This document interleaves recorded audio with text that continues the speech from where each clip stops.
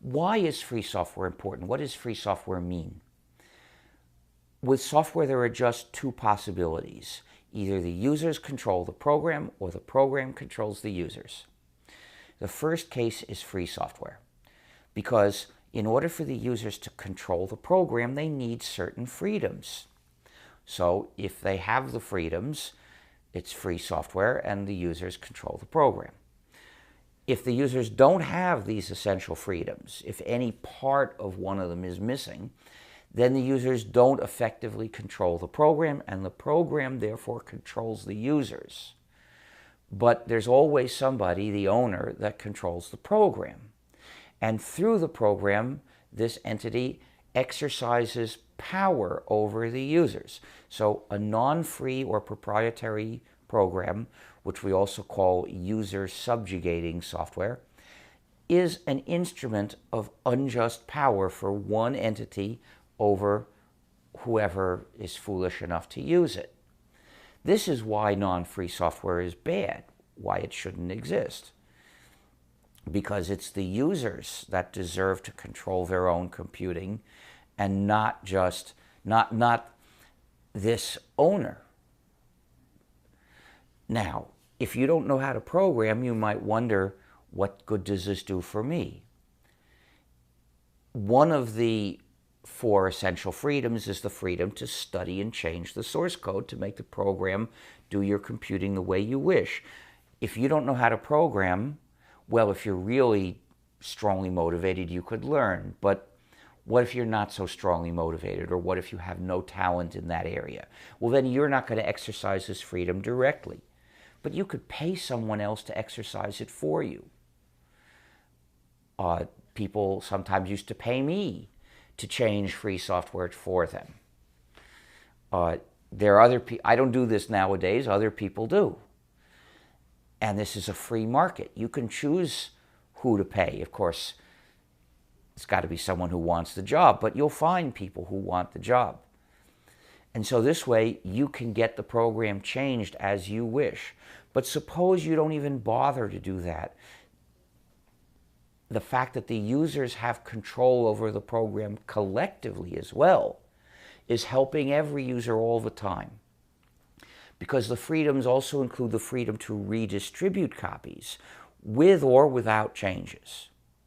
So if a group of users want to, they can work together to change the program to do what they jointly want to make it do.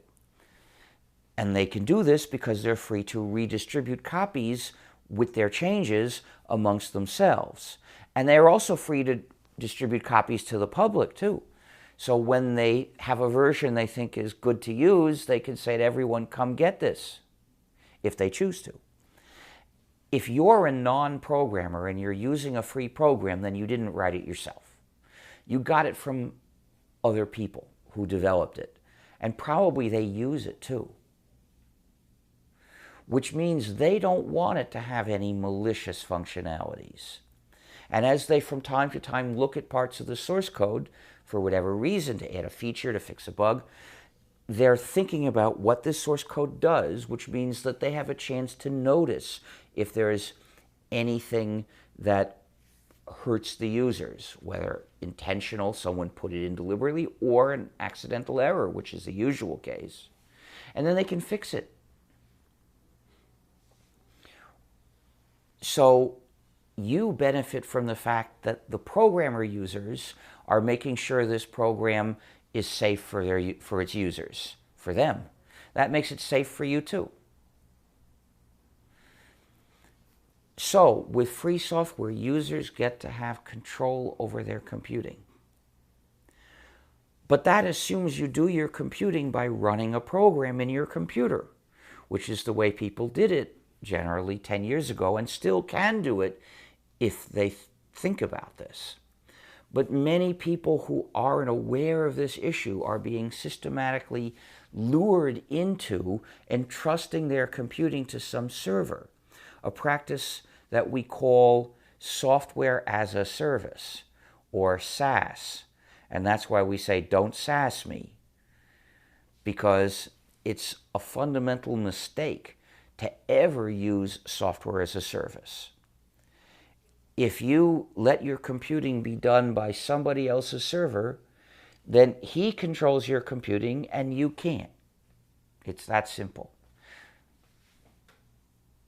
So this is another threat to computing freedom. You can't have control of your computing if it's done by the program somebody else chose to put into his server.